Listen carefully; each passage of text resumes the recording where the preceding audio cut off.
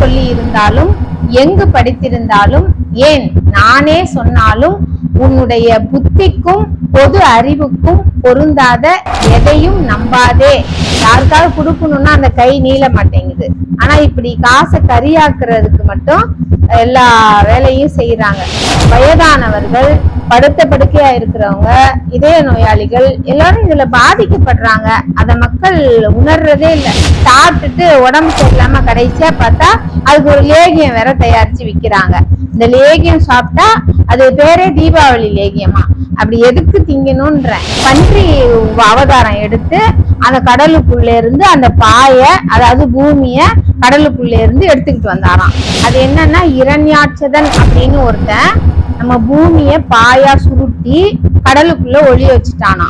நான் ஏன் தீபாவளியை கொண்டாடுவதில்லை, இந்த பண்டிகையை நான் ஏன் வெறுக்கிறேன் அப்படிங்கிறதுக்கு இது அத்தனையும் காரணமா இருக்கு. இதுல யாரிடமும் எதையும் திணிக்க வேண்டிய கட்டாயம் எனக்கு இல்லை, யாரையும் புண்படுத்தும் நோக்கமும் எனக்கு இல்லை.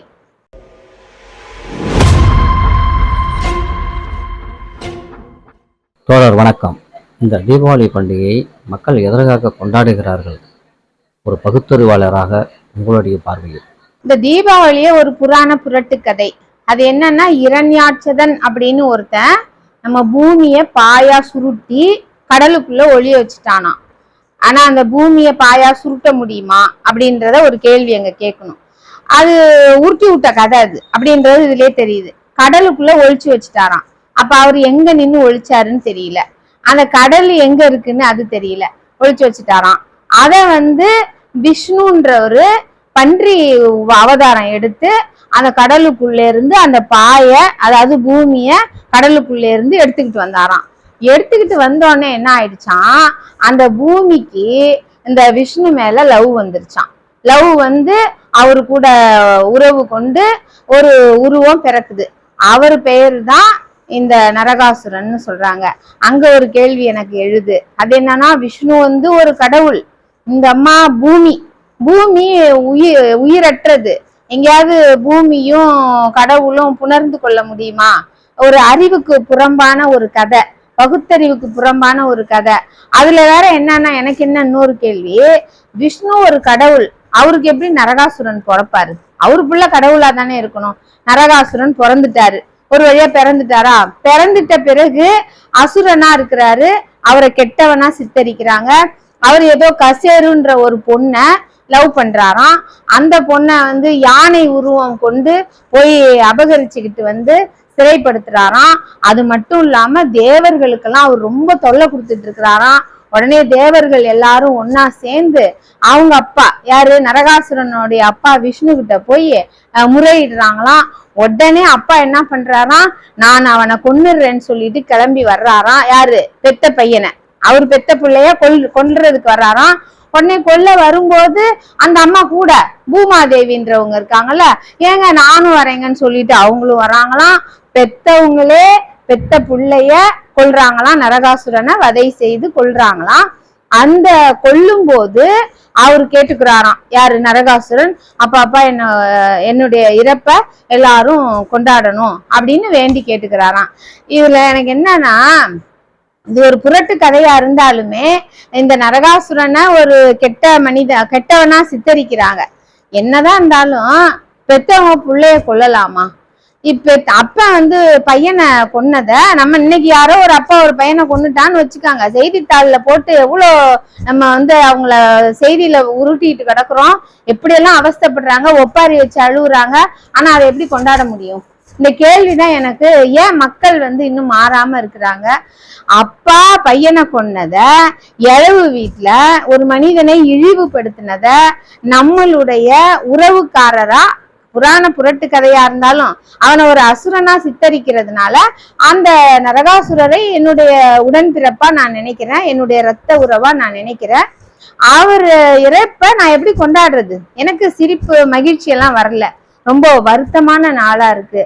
வருத்தத்தை நான் பட்டாசு வெடிச்சு இனிப்பு கொடுத்து கொண்டாடுறதுக்கு எனக்கு மனம் இல்லை. எனக்கு இன்னொரு கேள்வி எழுகிறது. இந்த தீபாவளி பண்டிகை தமிழர்களுக்கான பண்டிகையா இல்லை இந்தியாவில் முழுக்க உள்ள இந்தியர்களுக்கான பண்டிகையா? இந்த பண்டிகை தமிழர்கள் மீது திணிக்கப்பட்டதா இல்லை தமிழர்களா கொண்டாடுகிறார்களா என்ற கேள்வி எழுகிறது. உங்களோட பார்வையில் நீங்கள் என்னவா பார்க்குறீங்க? இது தமிழர்களுக்கும் தீபாவளிக்கும் எந்த தொடர்பும் கிடையாது. இது முழுக்க முழுக்க திட்டமிட்டு திணிக்கப்பட்ட ஒரு பண்டிகை தான். அந்த ஆதிக்க வர்க்கத்தினர் நம்ம மக்களை இழிவுபடுத்துறதுக்காக தீபாவளி என்ற கருவியை பயன்படுத்தி இருக்கிறாங்கன்னு தான் நான் சொல்வேன்.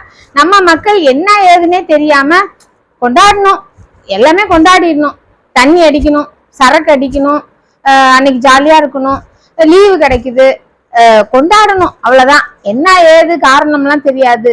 நரகாசுரன் யாரு, இந்த கதை உண்மையா பொய்யா புரட்டா எதையுமே யோசிக்காம நம்ம ஆளுங்க கொண்டாடிக்கிட்டு இருக்கிறாங்க. அது கொஞ்சம் வருத்தமா இருக்கு, ரொம்பவே வருத்தமா இருக்கு எனக்கு. இந்த தீபாவளி பண்டிகை தமிழர்கள் மத்தியில் முற்காலத்திலிருந்து இருக்கிறதா இல்ல பிற்காலத்தில் வந்ததா? இல்ல, இப்ப வந்ததா தான் நான் நினைக்கிறேன். எந்த வரலாறும் கிடையாது. ரொம்ப பல 100 ஆண்டுகளுக்கு முன்னாடில இருந்து கொண்டாடுற மாதிரியும் நான் படிச்ச வரைக்கும் எனக்கு அப்படி அந்த மாதிரியான எண்ணம் இல்ல. எந்த இலக்கணமும் இல்ல, தமிழ் இலக்கணத்துல இலக்கியத்துல எங்கேயும் கிடையாது. இது முழுக்க முழுக்க அந்த உருட்டி விட்ட கதை, நான் சொன்னேன்ல, உருட்டு கதை, அவ்வளவுதான். தீபாவளி பண்டிகை தமிழருக்கான பண்டிகை அல்ல அப்படின்ற ஒரு கூட்டு வைக்கிறீங்க. அப்ப தமிழர்கள் பண்டிகை எதுவாக இருக்கும்னு நீங்க சொல்றீங்க? தமிழர் பண்டிகை அப்படின்னா பொங்கல் மட்டும்தான் சொல்லுவேன். அது என்னன்னா வெள்ளாண்மை திருவிழாவாக, அதை அறுவடை திருவிழாவாக, விவசாயிகளை கொண்டாடும் திருவிழாவாக, விவசாயத்தை போற்றும் திருவிழாவாக, நம்ம உணவு கொடுக்கிற மனிதர்களை, அதுக்கு பயன்படுற ஆடு மாடு இப்படி விலங்குகளை, அதற்கான பொருள்களை அவங்களுக்கு மரியாதை செய்யும் விதமாக கொண்டாடும் திருவிழா தான் பொங்கல் திருவிழா. அதுவே தமிழர் திருநாள். இந்த தீபாவளி பண்டிகையில ஏழை நடுத்தர மக்கள் எந்த அளவுக்கு பாதிக்கப்படுறாங்க அப்படின்றது நீங்க என்ன பாக்குறீங்க? என்னுடைய பார்வையில நான் ரொம்ப வருத்தப்படுறேன். இருக்கிறவங்க கொண்டாடுறாங்க, இல்லாதவங்க வட்டிக்கு கடன் வாங்கி இதை ஒரு சாஸ்திரம் சம்பிரதாயம் சாமி புராணம் இதிகாசம்னு சொன்னதுனால பயந்துகிட்டு வட்டிக்கு கடன் வாங்கி செலவு பண்ணிக்கிட்டு இருக்காங்க. அது ஆக்கப்பூர்வமான செலவான்னு பார்த்தா அதுவும் கிடையாது. இந்த நாள்ல புது துணி போட்டே ஆகணும்னு சொன்னதுனால தேவைக்கு அதிகமா வட்டி கடனை வாங்கி துணி வாங்குறாங்க. காசை கரியாக்குற விதமா பட்டாசு வாங்கி கொளுத்துறாங்க. அதுலயும் எங்க அலுவலகத்துல பணியாற்றுற ஒரு அம்மா இருக்காங்க. அவங்களுக்கு எனக்கு கிடைச்ச நிறைய இனிப்பு டப்பா டப்பாவா கொடுத்தேன். அதை வீட்டுக்கு எடுத்துட்டு போனா அவங்க மாமியார் சொல்றாங்களாம், ஓசியா கிடைச்ச இனிப்பை வச்சு சாமி கும்பிடக்கூடாது, சாமி குத்தம் ஆயிடும், புதுசா நம்ம காசை போட்டு கடையில வாங்கிட்டு வரணும்னு சொல்லி அவங்க சொல்லிட்டாங்களாம். இப்படியெல்லாம் முட்டாள்தனம் மூடத்தனத்துல மூழ்கி போய் பண விரயம்தான் ஆகுது. பணத்தை வீணாக்குறாங்க, பணத்தை செலவு பண்றாங்க. அதே கொஞ்சம் அறிவை செலவு பண்ணாங்கன்னா நல்லா இருந்திருக்கும். இந்த பண விரயம் இருக்காதுன்னு நான் நம்புறேன். அதோட இல்லாம இந்த பட்டாசு, நான் பல ஆண்டு காலமா குழந்தை தொழிலாளர்கள் இருக்கக்கூடாதுன்னு விரும்புறதுனால இந்த பட்டாசு வெடிக்கிறத என்னைக்குமே நான் அனுமதிக்கிறதுல விரும்புறதில்ல. அது மட்டும் இல்ல, அதனால நிறைய உயிரிழப்புகள் கூட நேரிடுது, மாசுபடுது, இந்த மண்ணு மாசுபடுது. அடுத்த நாள் இப்படி கிளம்பி போனா ஏதோ வானத்துல நம்ம பயணம் பண்ணிக்கிட்டு இருக்கிற ஒரு உணர்வு கிடைக்குது. புகை அப்படியே புகை மண்டலமா இருக்குது. அதனால இதோ பாருங்க, சத்தம் காதெல்லாம் கோளாறா போகுது. நிறைய பேருக்கு இதய நோயாளிகளால பணம் வச்சுக்கிட்டு என்ன பண்றதுன்னு தெரியாதவங்க ஏகப்பட்ட உணவுப் பொருள்களை தயாரிக்கிறாங்க. வகை வகையான இனிப்பு பண்டங்களை தயாரிக்கிறாங்க. அதை பார்த்துட்டு இவங்களும் ஏழை மக்களும் என்ன பண்றாங்க, இத்தனை ஐட்டம் செய்யணும், விதவிதமா உணவு செய்யணும்னு செய்யறதுக்கு முற்படுறாங்க. அதே மாதிரி நிறைய தேவையற்ற உணவுகளை அளவுக்கு அதிகமா செஞ்சு வீணாக்கி கொட்டுறாங்க. இப்படி நிறைய செய்யறாங்கிறத தெரிஞ்சுக்கிட்டு வயிற்று பிழைப்புக்கு இல்லாதவங்க வாசல்ல நின்று பிச்சை கேட்கும் அளவுக்கு இந்த பண்டிகை மனிதர்களை கொண்டு நிறுத்தி இருக்கு. வாசல்ல அம்மா தாயேன்னு கேட்கிறவங்களுக்கு இவங்க போய் கொடுத்து அதை புண்ணியவன் வேற சொல்லிக்கிறாங்க. பிச்சையை கொடுத்துட்டு அதை புண்ணியவன் வேற சொல்லிக்கிறாங்க. பிச்சைக்காரர்களை உருவாக்குறது தான் மிகப்பெரிய கொடுமை. அதை வேற இவங்களா நினைச்சுக்கிறாங்க. பழச கொண்டு போய் போட்டுட்டு புண்ணியவன் வேற சொல்லி பெருமை பீத்திக்கிறாங்க. அதோட இல்லாம இந்த தீபாவளி அப்பதான் கண்டதையும் சாப்பிட்டு நோய் தொற்று அதிகமாகுதுன்னு நான் உணர்றேன். என்னன்னா இந்த காலரா வர்ற பீரியடே பாத்தீங்கன்னா இந்த தீபாவளி முடிஞ்ச பிறகுதான் வரும். அந்த அளவுக்கு தேவையற்ற உணவுப் பொருள்களை அளவுக்கு அதிகமா சாப்பிடுறது தவிர்க்கணும். நோயாளிகள் நிறைய பேர் இருக்காங்க, ஒவ்வொருத்தருக்கும் ஒரு நோய் இருக்குது. அவங்கவுங்களுக்கு என்ன தேவையான உணவோ அதை சாப்பிட்டா நல்லா இருக்கும். இந்த பண்டிகையில இதெல்லாம் திங்கணும்னு சொல்லிவிட்டு எல்லாத்தையும் போட்டு சாப்பிட்டுட்டு உடம்பு சரியில்லாம கடைசியா பார்த்தா அதுக்கு ஒரு லேகியம் வேற தயாரிச்சு விற்கிறாங்க. இந்த லேகியம் சாப்பிட்டா அது பேரே தீபாவளி லேகியமா? அப்படி எதுக்கு திங்கணும்ன்ற? உணவே மருந்தா இருந்தா தானே நம்ம நல்லபடியா வாழ முடியும். அதெல்லாம் மறந்துட்டு இதெல்லாம் மாதிரி செய்யறது ரொம்ப வருத்தமா இருக்குது.